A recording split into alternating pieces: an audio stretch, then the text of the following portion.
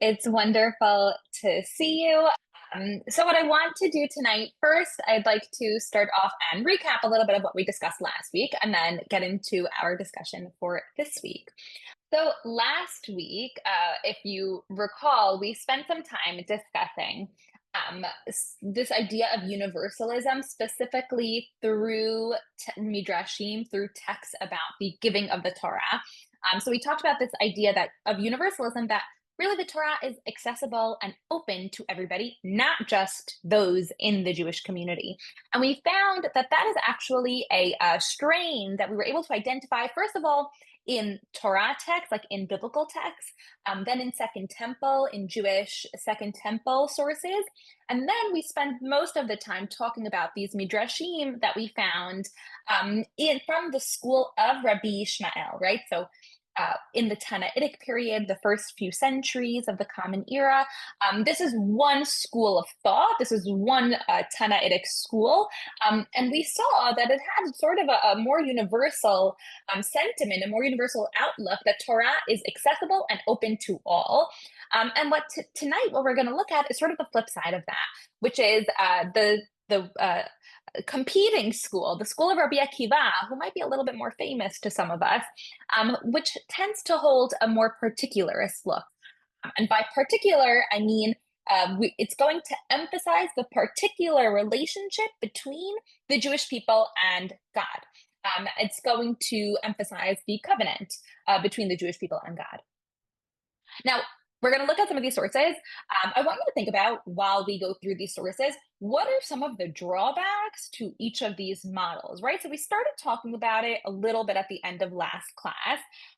This idea of universalism, and I think especially for modern ears, modern readers, this idea is very nice, actually. This idea that anybody has access to it. We started thinking about why that might not be so great. And we'll come back to that question. And now when we look at the particular lens, I want to first think, well, what's good about this? And then what are some of the downsides? So we'll keep that in mind as we go through it. The source sheet you can either look at, open it on your own. I'm going to share my screen so that everybody can be on the same page together. Okay. Does everybody see the source sheet? Great. And feel free, please, to raise your hand, use the raise hand function if you want to comment, question, anything as we go along. You don't have to wait until the end. Okay. And if you have a question and you'd rather put it in the chat, you can put it in the chat, and Chaya will, I just nominated you to monitor the chat. Okay. So what I want to look at now, first of all, is a Mishnah from Pirkei Avot. The Mishnah, as you might know, is from the school of Rabbi Akiva. Rabbi Akiva is sort of responsible for creating the Mishnah. So I want to read this together. Hu haya omer chaviv adam shenivra b'tselem. Beloved is man, humankind, that he was created in an image, b'tselem. Siba yitira noda'at lo shenivra b'tselem Elohim, shenivra ki b'tselem Elohim asa et ha'adam. An extraordinary love was known to him, for he was created in the image of God. As it's stated, right, in Bereshit, that God created him in the image of God. Chavivim Yisrael shenikru banim. Siba yitira noda'at lahem shenikru banim lamakom. Right? Beloved are Israel, for they are called children. An extraordinary love was known to them, since they are called children of God, of the all-present Makom. As it's stated, you are children to the Lord your God. And one more, Chavivim Yisrael, sheniten lahem keli sheboni ha'olam. Beloved are Israel, for they were given the vessel with which the world was created. What is the vessel with which the world was created? Anybody have an idea? Let's finish reading and we'll come back to it. An extra love was given to them. For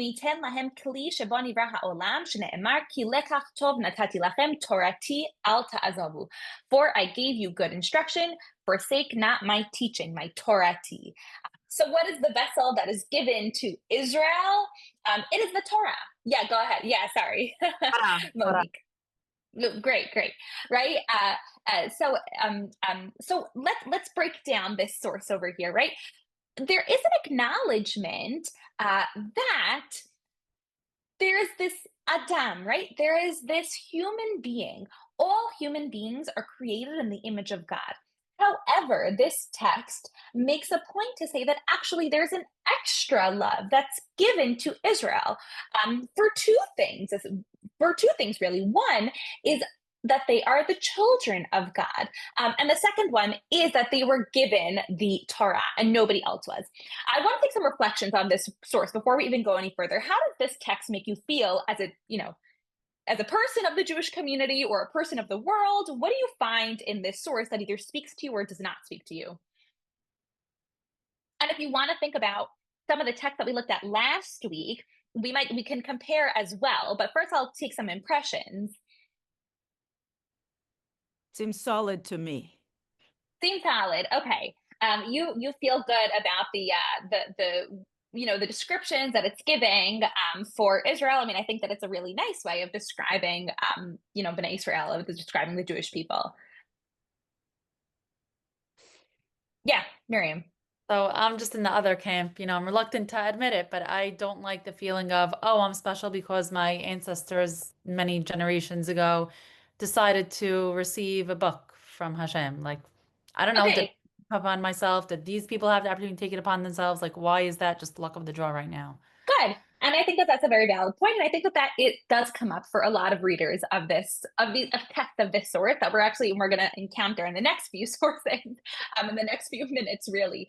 And I think you're right, and I think that this is expressing, right. This is what I'm calling a particularist tendency, a particularist outlook. There is a special relationship between the Jewish people and God, and here, like I said, there's two reasons why that is. One is because they're called children. It seems like the rest of the world are not called children, which is interesting. Only the Jewish people, and because they have Torah. And Miriam, you're right to say, like, okay, why? Like, what makes them so special? Like, why did they? And here, what I want to do actually is just compare very briefly to last week. If you remember last week, I'll pull up the source sheet, but you feel free to follow along.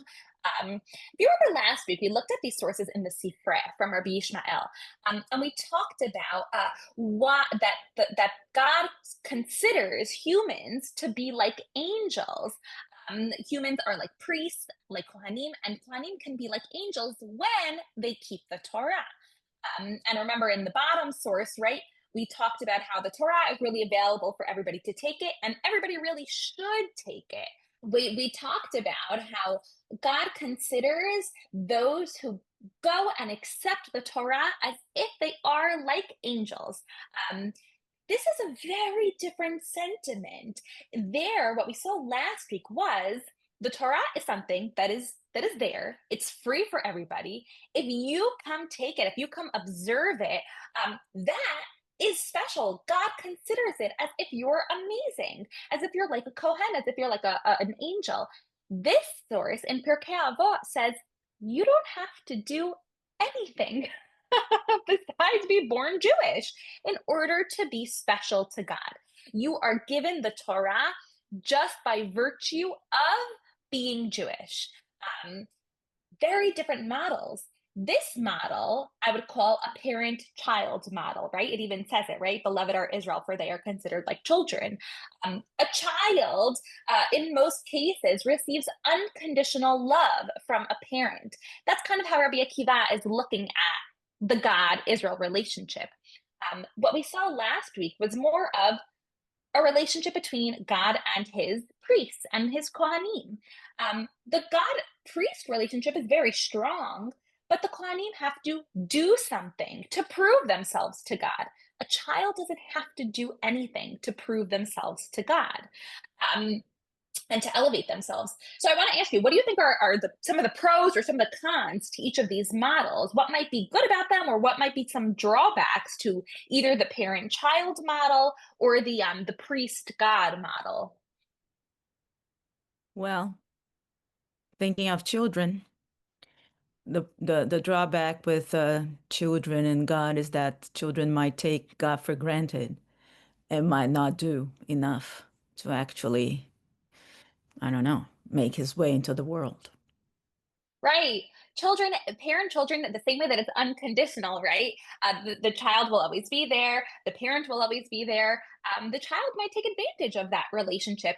And it seems like the Torah is in the property of Bnei Israel. They don't have to do anything, but that's it. Like they don't even have to do anything and they still get the Torah. They don't even have to work hard. I agree with you. That could be seen as taking advantage of what they're given. Great. Other ideas? Yeah. Was thinking the converse with the priest-God relationship. It's like, oh, if it's so hard, I'll just give up. I just won't do this toil and live my life freely and Right. enjoyably. On the other hand, the priest-God relationship is an opt-in relationship. Torah is free to everyone, but if I don't want it, I don't need to take it. And I think that that's sort of a downside of a accessible to all. It almost feels less incumbent upon me. Uh, this might be something that you might actually feel as a Jewish person. I have the burden. And on the one hand, Miriam, like you started with, I didn't choose it, like just because my ancestors chose it, 3,000 years ago. Am I still, obligated? On the other hand, there's a sense of pressure. I do feel like I need to do something. And this could be a positive pressure. When you don't have that, you don't feel like it's yours, your heritage, and it's actually available for everyone. Maybe it's less motivating to actually do anything. So that's a great point. I have some questions Yeah, about that, and I'm sure. sorry because I was not here last time, and I apologize. I had to take somebody to the hospital. But anyway, um, so one thing that I always thought, yeah, the Torah is out there.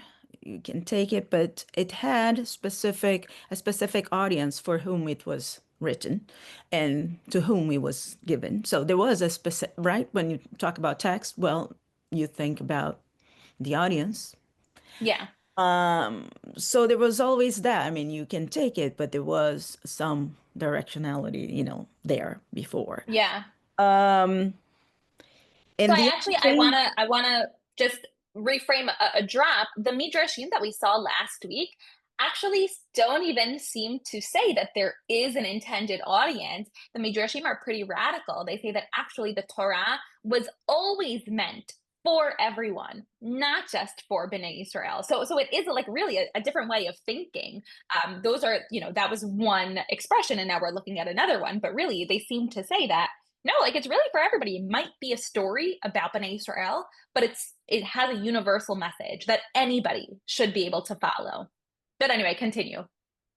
yeah, and then the other issue is that uh, even though people might receive that and have this tradition and whatever, there is the need to renew the pact of every generation. So there is that responsibility. You still have to take it upon yourself to actually continue something and take hold and continue the pact. Good. So, And I think that's beautiful. I think that comes especially in this particularist mindset.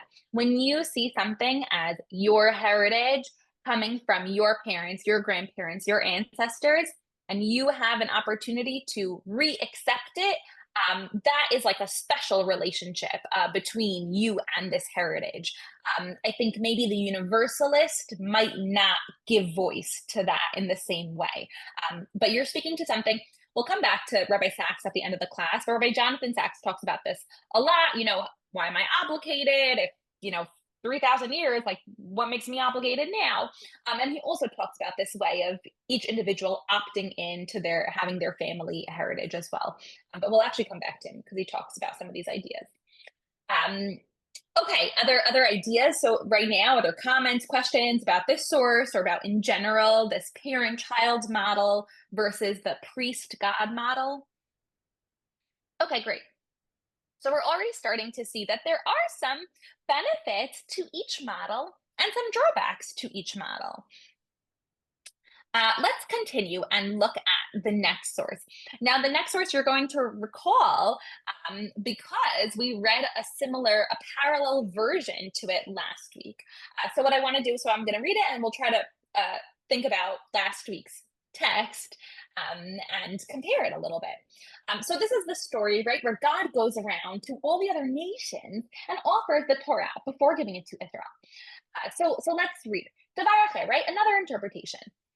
Vayomer Hashem Sinai Ba, this pasuk from Deuteronomy, from Devarim, כשנגלה המקום ליתן תורה לישראל, לא על ישראל בלבד הוא נגלה, אלא על כל האומות. But rather he revealed it not just to Israel, but to all the nations. And it starts, you can follow along in the Hebrew. I cut out most of it out of the English, but you can still read the full unabridged version in the Hebrew. First, God went to Esav. And if you remember, right, he asked Esav, will you accept the Torah? And Esav says, what's written in it? And God says, Lo tirtzach, do not murder. And they say, God, Ribono shel olam, we are murderers in our blood. How could we not accept it? How could we accept the Torah? I think that there's actually something a little bit funny about that. I'm writing my dissertation on humor, so I tend to find humor in a lot of places. But I do think that this is a way of Esav. Who are the progenitors? Who are the inheritors of Esav for the rabbis? It's Rome. Rome is considered the successors of Esav.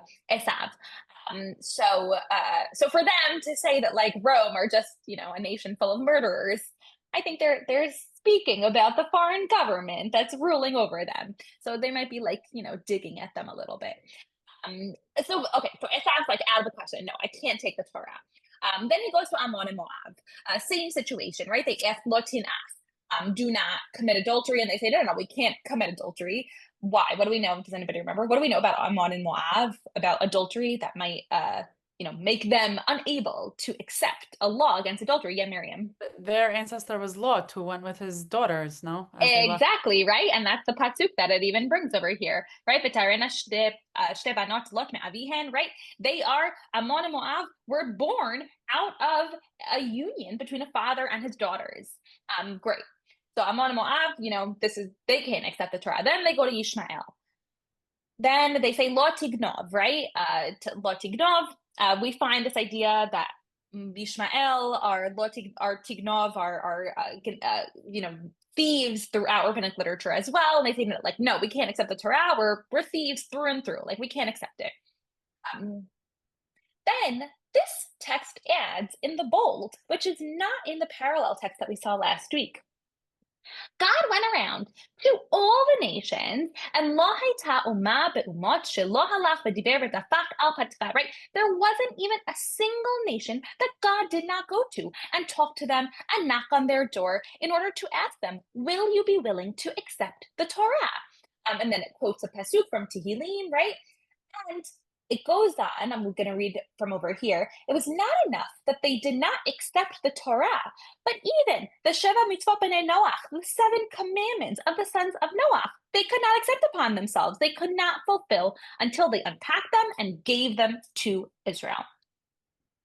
So this text adds this one, this section over here about God going to all the nations of the world, really looking around, whereas the other text really just says Esav, Ammon and Moab, and Ishmael, and saying that they couldn't even fulfill the Sheva Mitzvot B'nei Noach. So I want to think about what does that do, right? I'm actually going to reshare my screen so that I could look at last week's source sheet. I see that I need to do that. Okay. Let me try this again. Okay, so this is last week's source sheet. So here's the very similar text, right? Goes around to all the nations. And what else is in this source, if you recall from last week, that's not in the source we just looked at? There is this entire postscript starting from over here all through the end, where it talks about why the Torah was not given in a certain place in Israel. Why was it given in the desert so that everybody can come and take it? This is not in the text that we just looked at. So we actually have a few differences between the versions. And I want to ask you, what do you think the impact of these differences are? So I'll just review them just to make sure we're all on the same page, right? The Mechilta, which is from Rabbi Yishmael from last week, adds that the Torah is free for the taking, and it only talks about a few nations that God goes to. The Sifrei that we looked at just now talks about every nation in the world that God went to, and it doesn't have anything about the Torah is free and it's given in the desert and it's for all. Okay, I hope that was clear. I realized I should have made a chart. But anyway, what do you think the impact of that is? Miriam, is your hand up? No, but Oh, I okay. mean, I was thinking. Great. Go ahead. Right. So I'm gonna get the source wrong. It's Sfira, the second one. It's The one called we the did Sifrei. today. What's it? Sifra. That one is emphasizing the particularism that, oh, since all the nations already had the opportunity, then it narrows who did have the opportunity to, which is our special nation, okay, the Jews, Yeah. and thus it forever will be this one particular narrow path who has access to the Torah. Yay, we win because everybody else had a chance and it closed the door on all of them, and the door was open only us. It's like this narrow corridor, only the Jewish people. That's how I'm picturing it. Amazing. I think that that's really spot on. I think that what the Sifra is doing, right? When you think about, how do Midrashim have similar stories, but they're a little bit different? Well, they might have, different versions because they have different goals and a different agenda. And for the Sifra, which is part of the school of Rabbi Ishmael, their interest is to show God went to every nation, and it's clear every nation rejected it. And you're right, Miriam. I think this is correct, that it's to emphasize the relationship between God and Bnei Israel, and to emphasize the Torah as unique and particular to Bnei Israel. Really, there's no chance that any other nation could have it. Whereas the Mechilta only offered it, to 4 nations. Okay, there's other ones. Maybe somebody else will take it. The Sifra is saying, no, there is no chance that anybody else can take it. Great. Other thoughts, comments? Okay, great.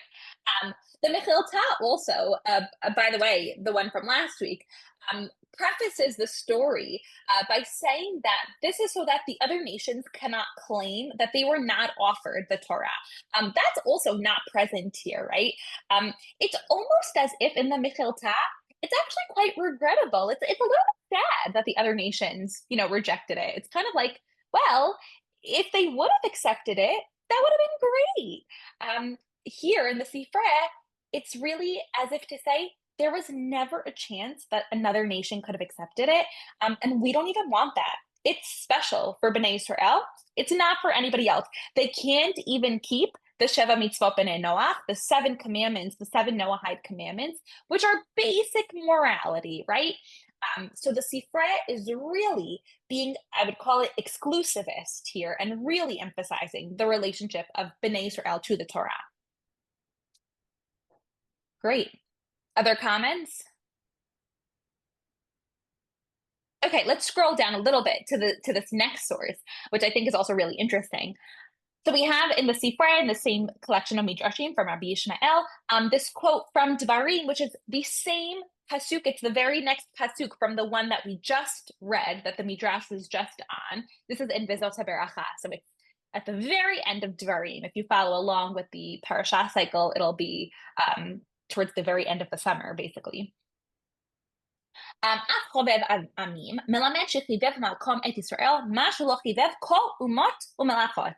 This couldn't be clearer. Lover, indeed, of people. Really, the amim, it just means nations. Lover of nations. This shows that God loves Israel in a way different from the way he loved any other nation or kingdom. It's very clear. It's written straight out. God loves Bnei Israel more than anyone else. And the next source, what I want to show you, is a very similar source. However, it is from the collection of Rabbi Ishmael. It's actually not a Rabbi Akiva text, and it was discovered relatively recently in a Geniza fragment, which is why it's really cool when you think that you can't find anything new. We have so many rabbinic texts, but there are still new things being discovered. And when you compare them to what we already have, you see fine differences. So what we found in this text is דבר אחר, אף חובב עמים, מלמד שכל חיבה שחיבב הקדוש ברוך הוא את ישראל, חיבב את אומות העולם. Another interpretation, lover indeed of his people, this teaches that the love that God showed for Israel, he also dispensed to the nations of the world. It's just a few words different. Source 3 and 4 are just a matter of a few words, and they have radically different meanings. The first, and they're interpreting the same pasuk. They look at the same pasuk, the same verse, and one says, this verse means that God loves Israel more than everybody else. And then the other school says, this verse means that God loves the rest of the nations the same as he loves Israel. Yeah, Miriam.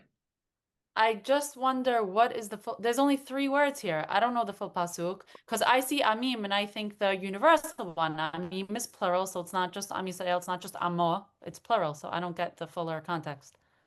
Good. Okay. So it is important to always look at the fuller context. This is in the speech, the final speech that Moshe is giving to Bnei Israel before they go into, before he dies, basically, and before they're going to go into the land. So it is very poetic, and it's not clear from the immediate context what is really being spoken of. Amim here could be a reference to all nations. It could also be a reference to just Bnei Israel. So these two midrashim are reading it differently. Chovev Amin. I think for number 3, for source 3 for the Sifra, it's being read as, and also he loves the nations. They're reading it as a corollary, an addition. God loves Bnei Israel. He also loves the nations, and then in brackets, but not as much as Israel. Source 4, the Mechilta, is reading Chovev Amin, meaning he loves the nations, equal to how he loves Israel. So it's so, they're reading it, I think, on the af. The af could mean also, or even though, something like that. And they're interpreting it in 2 very different ways. One is to say, oh, well, God also loves the nations, which means that not as much as he loves Israel, because it's kind of like the second thought, where the Mechilta says, no, he also loves the nations as much. And you're bringing up a really important point about midrash in general, just the whole practice of midrash. You can really read things in lots of different ways, to even, create 2 completely opposing interpretations out of the same pasuk. So, and that's a really important point about the entire study of rabbinic literature. Did that help clarify, like, how they could, read different interpretations from the same pasuk? Yeah, I love it. Like as a literary person myself, it's like, especially without intonation, whatever tone, it could be sarcastic, it could be literal, it could be so many different things. Exactly. That's what midrash is really based on, which is also why I love it, because it's so creative, it's so literary, and it really, makes meaning out of disparate words that might not be the literal meaning, but it's the meaning that's imbued in it when it's read and reread. So great. So this is like a nice little lesson in the practice of midrash as well. So here we have, right, the same verse, 2 totally different interpretations. One saying God, there's a hierarchy, right? Israel is better than everybody else in God's eyes, and one is saying no, like it's equal. God loves everybody. How many of you are, you don't have to be embarrassed, but how many of you are source 3 people or Sifra? Which one do you like better? Who likes the Sifra better? Okay, who likes the Mechilta better? Depends on the day. Depends on that. That's great. I like that. Okay, yeah, I think that that's a really great point. That it depends on the day, because especially it depends on the context in which we live, and we'll come back to context, because I think that is important to talk about. What do we feel a stronger kinship to? Also, I just thought of something. There's probably a third interpretation that could take from each one. Because who said the first, you said as a corollary, like let's say he just loves us in a different way from the nations. It doesn't have to be better or worse. Like I love each of my three children deeply, irrevocably, whatever, but in a different way. I won't do the same thing to one child as I will to the other. I won't speak to them the same way. So it's a different kind of love, but not deeper or better. Okay, good. I think that's important. I would say that the way Sifra is reading it, now I know that the English says in a way different from the way he left it. The Hebrew is חיבב המקום את ישראל, מה שלא חיבב כל אומות ומלכות. I think that the sense is he loves Israel, not like he loves, like without a love. He doesn't have this love for the other nations, I think is the sense that the Hebrew gives off. But you're right that is another third possible interpretation.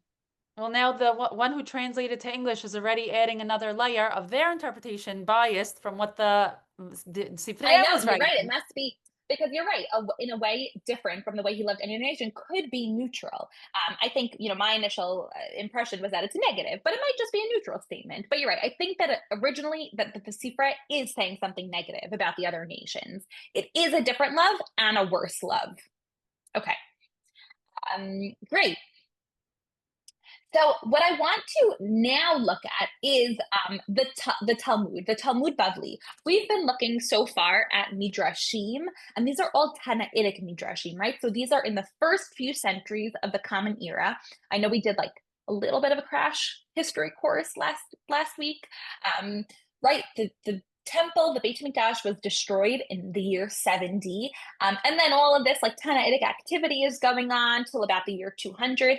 And then the Talmudim start to get taught and written or produced, probably orally, for the next few centuries. And the Talmud Bavli probably finishes and closes around the year 600, 700.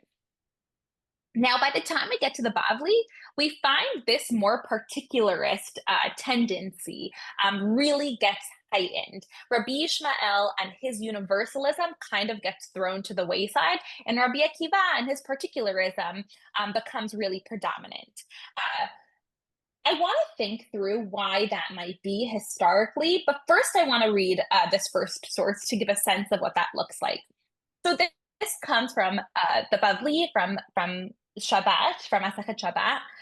This is actually the very same page as a very famous midrash about Matan Torah, about the giving of Torah, in which, you'll tell me if this sounds familiar, God holds the mountain over the heads of Bnei Israel, and he says, basically, you better accept this Torah, otherwise I'm just gonna, here is your grave.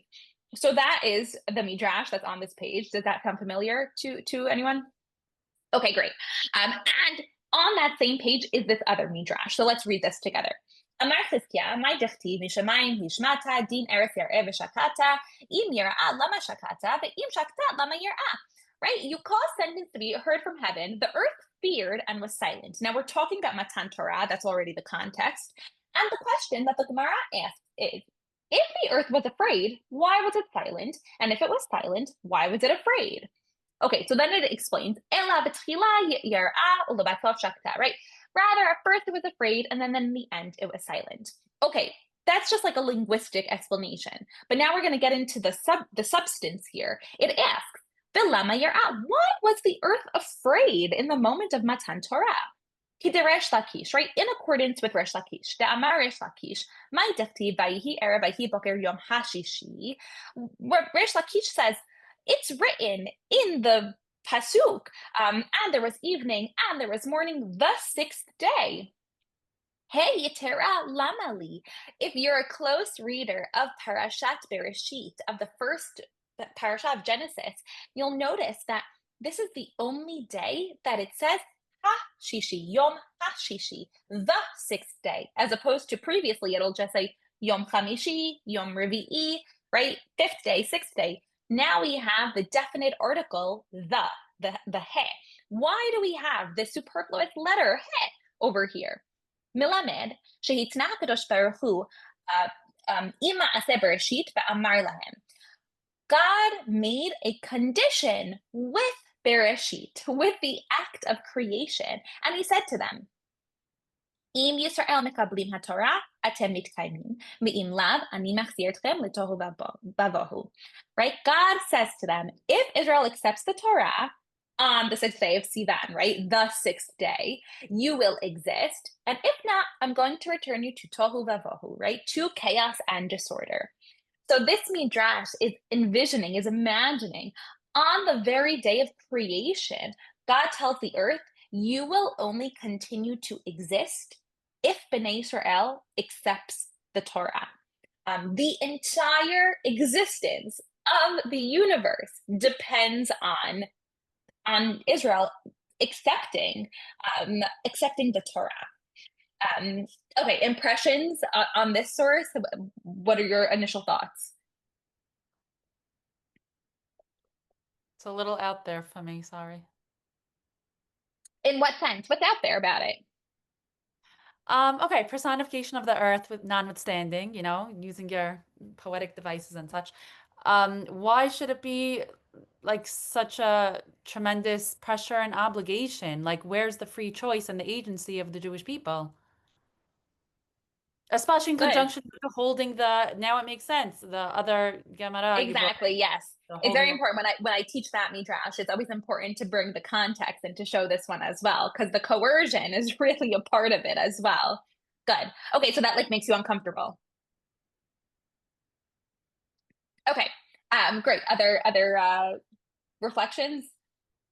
Oh, we'll come back to your discomfort. Any other impressions or thoughts about this one?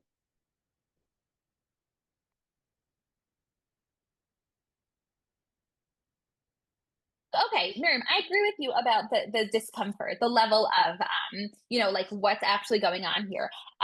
We are trying to remember that midrashim are a reflection of certain values and ideas. And this is really a very particularist idea about Matan Torah, about the heritage of the Jewish people. And it's very radical. You're right, like to the extent that it's like almost uncomfortable to say that that just this one experience of this one nation accepting the Torah, it's a very particular experience with a very universal impact, literally universal, like it envisions the whole universe depending on this particular experience. That's like takes particularism to an extreme. I agree with you. And the Bavli really does that. Rabbi Akiva, by the way, he's like a hero for the Bavli. He's like the best, he's the famous, the favorite rabbi in the Bavli. So they really take this to an extreme. And it might make us a little uncomfortable, but we have to think like, why? Why does it do that? I think that this, by the way, is very different from the ideas about Torah that we saw last week. And I think this just highlights how far the Bavli has gone from the initial midrashim that we read about Matan Torah. This one really takes it to another level.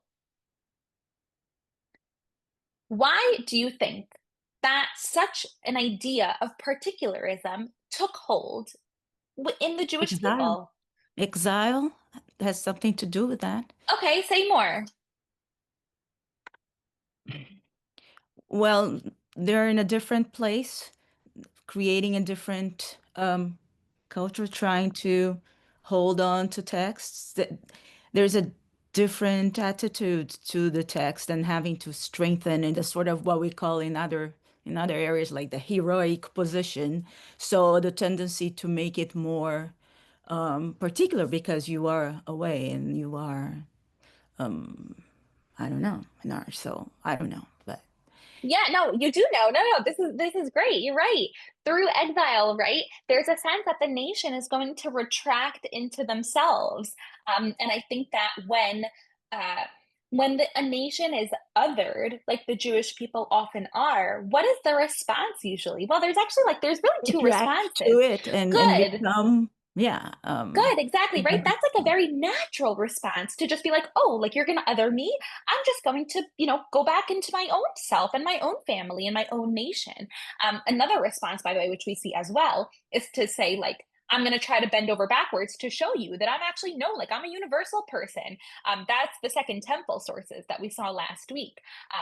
They, Philo, they say, no, no, no, no, we're good. We're good Greeks. We're just like you. No, the We see Torah is that just throughout history. We see that in the Enlightenment. good. We see that today. Exactly, right? And that's what I partly wanted to show with this is that these are models that existed in rabbinic Yeah. literature thousands of years ago, but they're actually attitudes that still very much exist today. I don't actually want to get into a political discussion, but this is very much, and I think that I think about this when you think about what's going on in the world today, with Israel and with the nations and with the way that we present ourselves.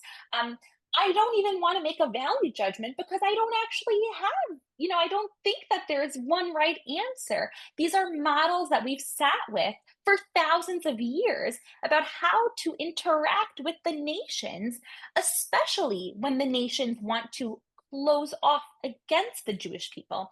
It makes sense that the Jewish people might become more particular. I want to add one more level of historical feature here, which is that by the time these midrashim are like written and closed off, and the Bavli starts to get produced, the Roman Empire. Does anybody know like what happens to the Roman Empire? What religion do they become? Christian. Christian, right? And what is Christianity built on? Well, especially the way it gets. Superstition. Good. Okay, so supersession, right? Supersessionism, and especially the ideas of Paul. The whole notion of Christianity is universalism. Judaism, it's not just for particular Jews anymore.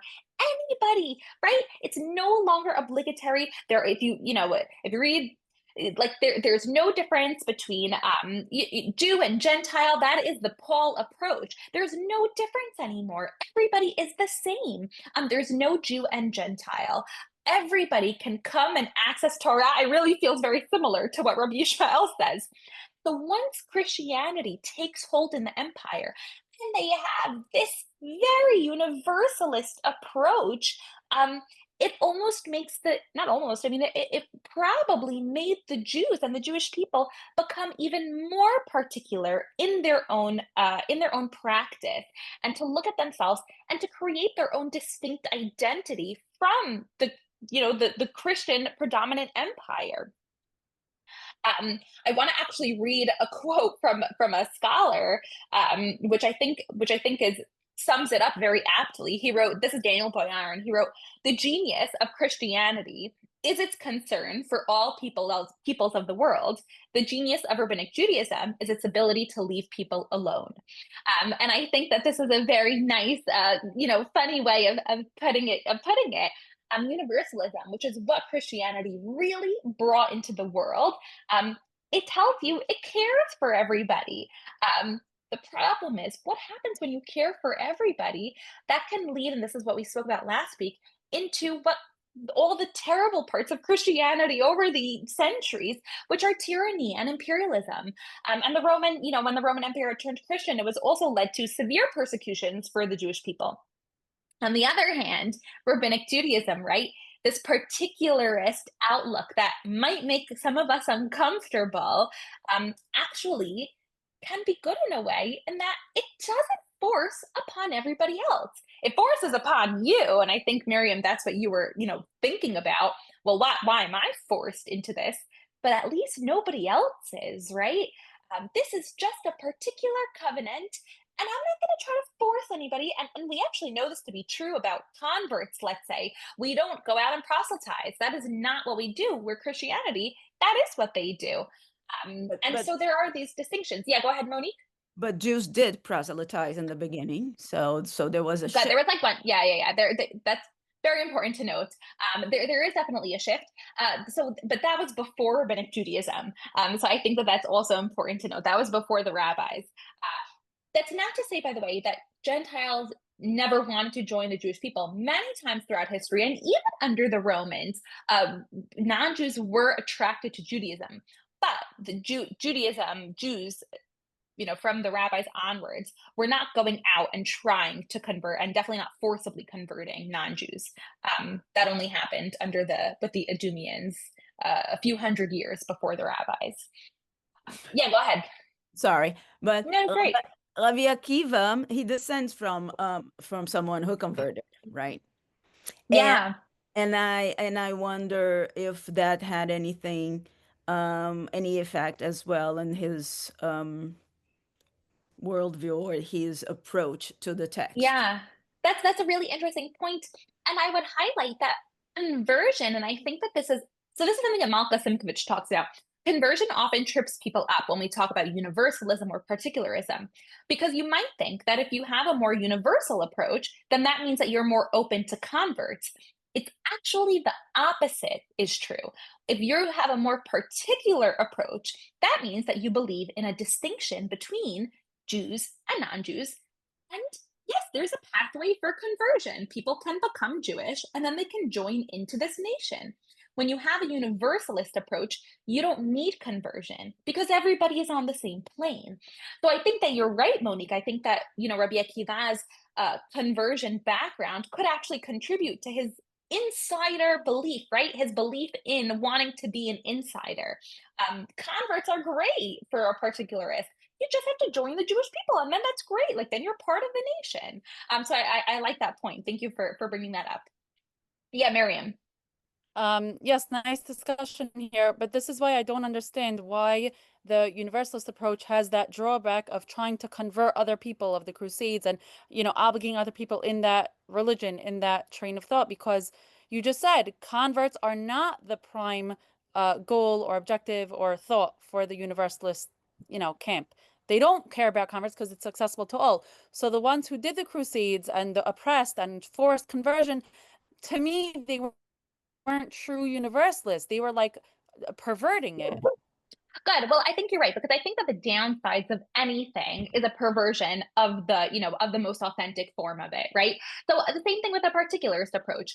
To say that somebody a super particularist who like doesn't care about anybody and like only will never support financially any other program or anything, and they only care about themselves and they take government money only for that's also, I don't think, an authentic particularist approach. I think that's a perversion of particularism. So you're right. I think that in their worst forms, right, it's still inherent in what it is, but I think that it's the worst idea of it.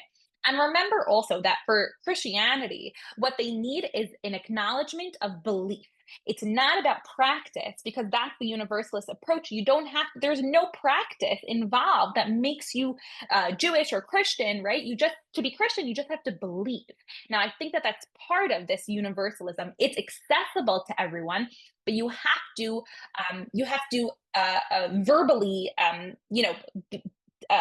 agree to it in a sense. And if you don't, then that is a problem. And everybody has to be alike. This is also, I didn't bring any quotes from Rabbi Sachs, but I think that it's worth mentioning because he has an entire book called The Dignity of Difference. And if you haven't read it, you should. And it really is about this like fine dance between particularism and universalism, and this idea that the world was meant to have different nations. The world was not meant, and God does not want only one type of people on the earth. And for Rabbi Sachs, part of this is that the Jewish people, the Torah, has a universal message, but the way to communicate that message is through a particular people. And in Bereshit, through a particular family, even, right? You have to have a particular people in order to have a universal message. He says it's about love as well, and I think that it's very compelling. He says that in order to know what love of God is or what love of other humankind is, you have to have a spouse, a child, a parent, right? You have to have a particular love to another particular person. And that teaches you what it means to love humankind. In order to share a universal message, you have to have a particular relationship. And I think that is a very beautiful way of looking at these different models. And he talks more about that from a philosophic angle. But I think in these rabbinic texts, what we're looking at is the rabbis grappling with who are we amidst all the other people and what do we think of Torah? In our remaining few minutes, I want to look at the final source, which really, I think, truly highlights the grappling that the rabbis are doing. So this is in Bavli Avodah Zarah. So Avodah Zarah, this tractate is all about relationships with non-Jews. So if you're interested in that and you're interested in learning like a Daf Yomi, that's a good tractate to pick up. This comes in the very first page of the tractate. It's this crazy, it's a very long story, a very long Agadah about the nations of the world appearing at a final trial before God. And yes, I just looked at the chat. This is Rabbi Jonathan Sachs. I could either send it afterwards or yes, Rabbi Jonathan Sachs, The Dignity of Difference.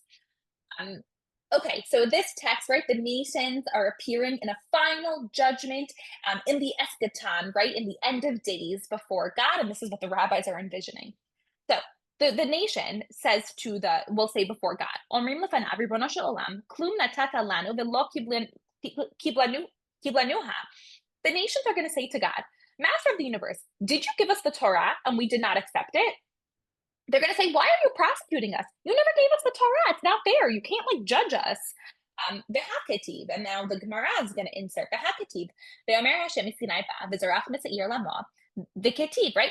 But isn't it written, and it said, the Lord came from Sinai and rose from Seir onto them, and it's written, Eloah Meteman Yavo V'Gomer, Mai Ba'i B'Seir, Mai Ba'i B'Peran, right? Now it's going to introduce the Midrash that we're already very familiar with.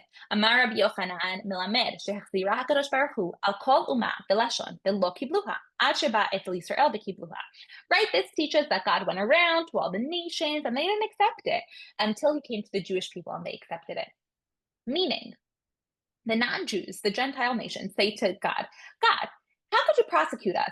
We don't have a Torah. Like, you didn't give us the Torah. It's not fair. And then the Gemara says, no, wait, we know that God actually did offer them the Torah and they rejected it. Now, remember, this is all the rabbinic imagination. So what does it say about their values and what they're thinking about and what they're curious about? So rather, this is what the nations are going to say to God. Ella, hachi amri. This is what they're going to say. Klum kibalnuha v'lo kiamnuha v'ad tevratehun amai lo kibatia. Right? They say, did we accept the Torah and then not fulfill it? But this itself serves as a refutation of their own claim. Why didn't you accept it? Right? So that's another thing that they might suggest.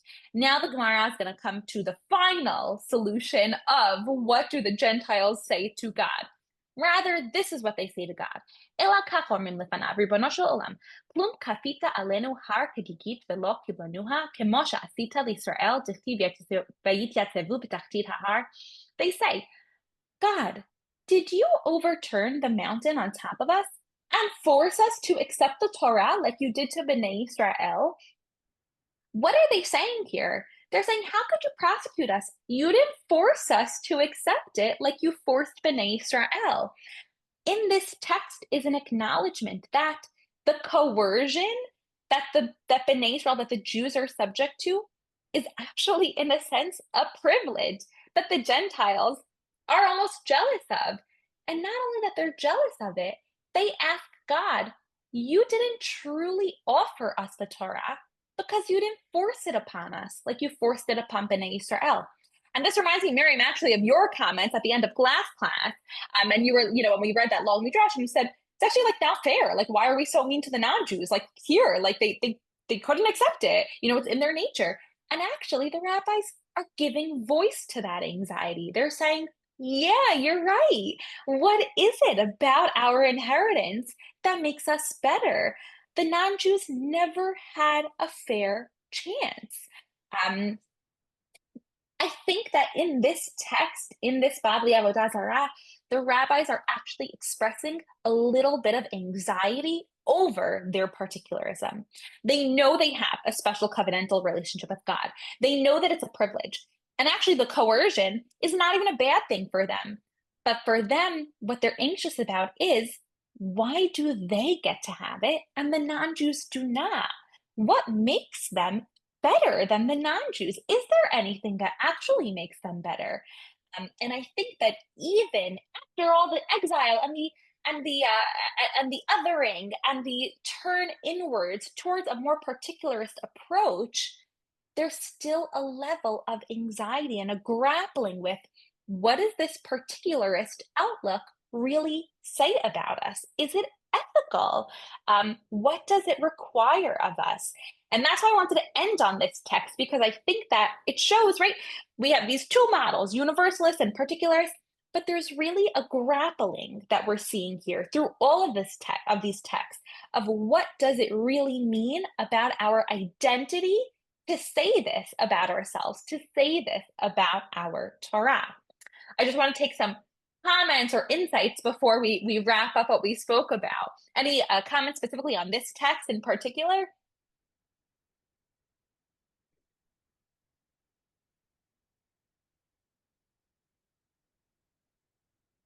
Not on this text, but I have a question Go later. ahead, please. Yes, or a question No, or. but it's about another text, but it's the same issue in a way.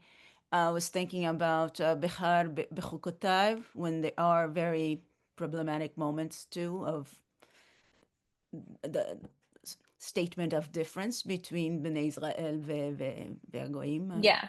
Amim.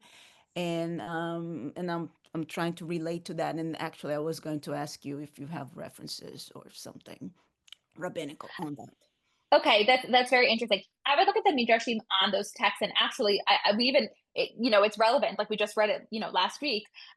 So that these are in the Torah. We spoke about last week how in the Torah there's a lot of universalist texts, like in Yeshaya, in Zechariah, in Mishle, but actually in Dvarim and in Vaikra, it's very particularist. It's like, don't be like the other nations, right? So I think that is something that the Torah, the biblical text itself, is grappling with. I would be curious, I would like to go back to those midrashim on Behar Bechukotai and look at what the rabbis are saying about those texts. It's a great point. So I want to wrap up our discussion from this week and last week, and think about, right, we saw these two models, Rabbi Yishmael, Rabbi Akiva. Universalism, Torah is open to everyone, Jews, non-Jews. I'm going to stop the share, right? Jews and non-Jews. Anybody can access it, and it's not anything, there's nothing inherent about the Jewish people that are better than the non-Jewish people. And then we saw Rabbi Akiva, where really, no, God really does love Bnei Israel more. The whole world depends on Bnei Israel's acceptance of the Torah. These are very radical ideas. And then in the Bavli, the world, the world was really, needed the Bnei Israel to accept the Torah in order to continue. These are two different frameworks of what it means to live among other people. This continues, by the way, in the medieval times, the Kuzari, right, and the Rambam. They have different approaches of how Bnei Israel, how the Jewish people should think about themselves in relation to the rest of the world. And I think that it's eternally relevant, right? When the rest of the world is with us or against us, how do we, project our own identity, our own special heritage in a way that isn't isolationist or ethnocentric, right, or disengaged from the rest of the world's problems, but also doesn't erase our difference, doesn't result in assimilation of ideas of our heritage, or gets reduced to imperialism or tyranny, right? These are some of the drawbacks of each of the models. And then we saw in the final source, the rabbis grappling with this idea that the Torah is their special inheritance, but what does that mean for the rest of the world? So I don't have a final answer, which one is better, which is worse, what are we now? But just to show you that these models have existed throughout history, they exist in all times, in all people, I would say, and we have different impulses that can trigger certain responses. So I hope that this was informative, and I hope it helped you think a little bit more about how the Jewish people relate to the world around them. And specifically before Shavuot, think about what Torah really means for Jews and for the world. What kinds of messages does it hold that's special for us? And what kind of messages are actually meant to be shared with the rest of the world? So thank you so much for joining me. This was such a pleasure. And I hope to learn with you again in the future. Thank you. Yes, thank you. This was a pleasure. So much, Miriam, and thank you to everyone who Thank learned with us you. last week. Sorry, Miriam, did you want to take a minute for questions, or should we Sure, conclude I'm here? happy to. I'm happy to take questions. If you have to hop off, that's fine. I can stick around for a couple of minutes. I'm good, thank you. Do we have any questions? Well, I have one that came to mind. Just a colleague saying something. She's like a Chabad girl from Lakewood, and she was saying like it's a sin, although I don't know what a sin would mean, for a non-Jew to keep a Torah law, a mitzvah, Shabbat, whatever. And I was wondering about that. Like, what does that mean for the non-Jew? Like, how do they know it's a transgression if they're not, following the Torah anyway? Like, if they want to keep Shabbat, keep Shabbat. Like, I don't understand the big deal. Good, good. It's a great point. She was very So those firm, are like, those are not those are some compromise. texts that we actually did not look at, and we could have looked at last week. Um, and that is there's a whole host of texts about how non-Jews should be related to when it comes to Jewish law. Like they're not supposed to learn Torah, they're not allowed to learn Torah. There are certain texts that say that if a non-Jew learns Torah, they deserve the death penalty. Who's giving them the death penalty? Like where? When? There are other texts that say that a non-Jew who learns Torah is like a Kohen Gadol, is the same thing. So there's a lot of different competing ideas. That's the first thing I would say. There's always going to be competing sources. The second thing is I would say is look at it in the lens of what we've been discussing. The rabbis are imagining and envisioning something that is an articulation of their values, their interests, their worries, their anxieties. They're not describing reality for the most part. They're expressing ideas. They're expressing values and interests, right? And anxieties, like we saw. So you could look at it in that sense. You're right. Like nobody's prosecuting the non-Jew for keeping Shabbat, right? And the rabbis are certainly not doing that. But what does it say to envision law in that sense? That's how I would look at it. I mean, just down to practicality, if I may say, there's a non-Jewish colleague, and she's a young woman, she's lovely, she's from Israel, and she's so interested in Judaism and all that. She has like a Yeshu tattoo, like a cross on her, but she wanted to open a Chumash, and everyone around me was like, like practically hissing at her. And after in private, I told her, like, I think it's okay for you to learn Torah, but I don't know who am I to say. I said, this is what the general public around you was saying. I think it's okay for you to learn. I think it's wonderful that you're interested in our culture. Like, I don't know how to deal with her, but I don't know. Yeah, no, it's really interesting. There are modern contemporary teshuvot that deal with this question. This is not the first time that like a non-Jew saw some biblical text and like was really interested in it. I mean, that's how a lot of conversion stories take place, especially in college campus. Non-Jews are hanging out with their Jewish friends at Hillel. Like this is a common thing that happens, and they get exposed to Jewish ideas. If you're interested in it from a halakhic perspective, there are certain halakhic responses that have been written in the last like 50 years addressing this topic. Yeah. Okay, thank you.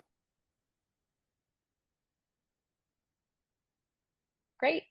Hey, thank you so much again. This is the last class in our Sphira Zman, as Sphira is wrapping right up. But after Shavuot, we'll be having our summer classes with Rabbi Silber as well as Mishnah Yomi. So you can check all of that out at drisha.org/classes. Thank you so much, Miriam, and thank you to everyone who learned with us these past weeks. And thank you for being part of our learning community. And we hope to see you at other Drisha classes very soon. Chag Sameach, everyone, and Shabbat Shalom.